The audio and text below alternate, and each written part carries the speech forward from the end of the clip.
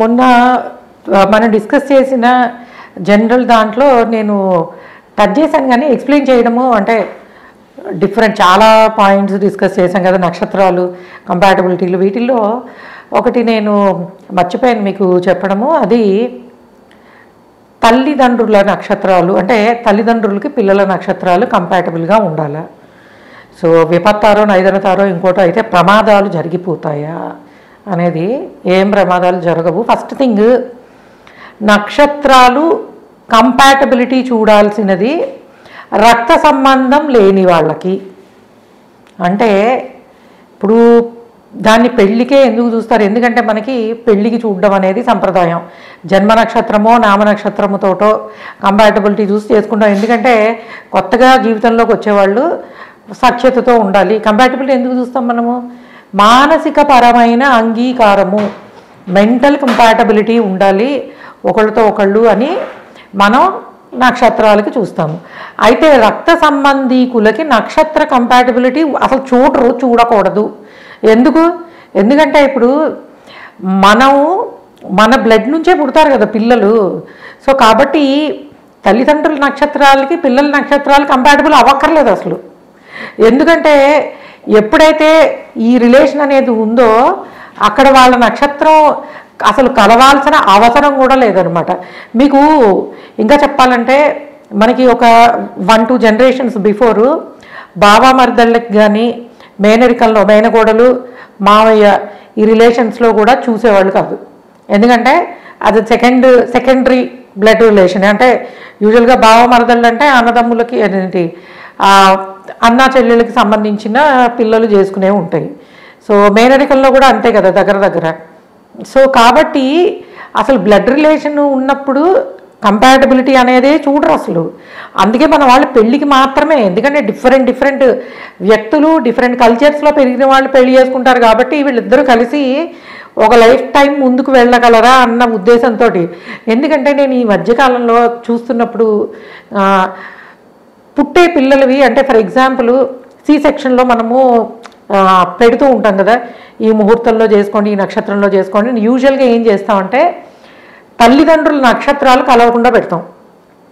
ఎందుకు, ఒకే నక్షత్రం పెట్టినప్పుడు ఏలినాటి శనులు ఇలాంటివన్నీ ఒకేసారి వస్తాయి కాబట్టి, అంటే గోచారం మొత్తము రాశి నక్షత్రాన్ని బట్టి జరుగుతుంది కాబట్టి అవి అవాయిడ్ చేసేలాగా.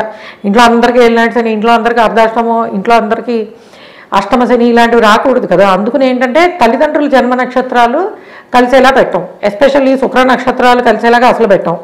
అంటే భరణి పుబ్బ పూర్వాషాఢ ఇంట్లో ఒకళ్ళకుంటే మళ్ళీ అదే నక్షత్రం రెండో వాళ్ళకి పెట్టరు. పొరపాటున పుట్టారనుకోండి థర్డ్ అయితే కంప్లీట్గా అవాయిడ్ చేయాలి. అంటే భార్యాభర్తలది ఇట్లాంటి నక్షత్రాలు అయినప్పుడు పిల్లలది ఎట్టి పరిస్థితుల్లోనూ అవాయిడ్ చేయాలి. అంటే కొంతవరకు రిస్ట్రిక్షన్స్ అనేవి ఉన్నాయి. ఎలాగా జన్మ నక్షత్రం రిపీట్ అవ్వకూడదు ఇలాగా. అంతేగాని కంపాటబిలిటీలో చూసినట్టు మనకి అంటే గుణపొంతన అమ్మాయి వధూవరులకు చూసినట్టు మనము అటువంటి టెక్నిక్స్ని ఇక్కడ వాడకూడదు. ఎందుకంటే ఆస్ట్రాలజీలో ఈ మధ్యకాలంలో మనకి ఒక 5-6 ఏళ్ళ నుంచి అంటే పాపం యూట్యూబ్లో రకరకాలుగా సబ్జెక్ట్ని ప్రజెంట్ చేస్తున్నారు అండ్ నేర్చుకుంటున్నారు, చూస్తున్నారు. కాకపోతే ఏంటంటే షష్టాష్టకాలు చేసుకోకండి అంటే లగ్న షష్టాష్టకాలు అని అడుగుతారు. కాదు, రాశి షష్టాష్టకాలు మాత్రమే. కంపాటబిలిటీ భార్యాభర్తలకు చూడాలి అని అంటే పిల్లలకి పేరెంట్స్కి కూడా అంటే ఒకటి ఎక్కడైనా ఉపయోగించమని చెప్తే అది అక్కడే వాడాలి. సో అన్నిటికీ అప్లై చేయకూడదు. కాబట్టి యూజువల్గా సంతానానికి సంబంధించిన అంటే సి సెక్షన్లో కానీ ఇంకొకటి కానీ నక్షత్ర నిర్ధారణ అనేది మీకు యూజువల్గా అప్పుడున్న ప్లానటరీ పొజిషన్ బట్టి మ్యాక్సిమం డిసైడ్ చేస్తారు. అండ్ ఇంకొకటి పేరెంట్స్ నక్షత్రాలు సిబ్లింగ్ అంటే ముందు ఒక అక్కో తమ్ముడో అన్నో ఉంటే వాళ్ళ నక్షత్రాలు కలవకుండా పెడతారు. అంత మటుకే తీసుకోవాలి.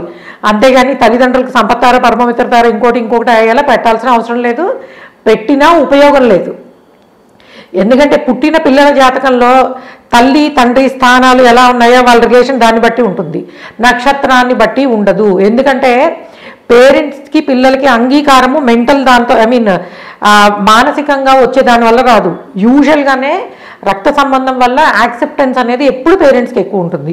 పిల్లల జాతకంలో కూడా రవిచంద్రుల స్థానాన్ని బట్టి వాళ్ళు పేరెంట్స్ ఎలా బిహేవ్ చేసేది ఉంటుంది, కానీ నక్షత్రాన్ని బట్టి ఉండదు.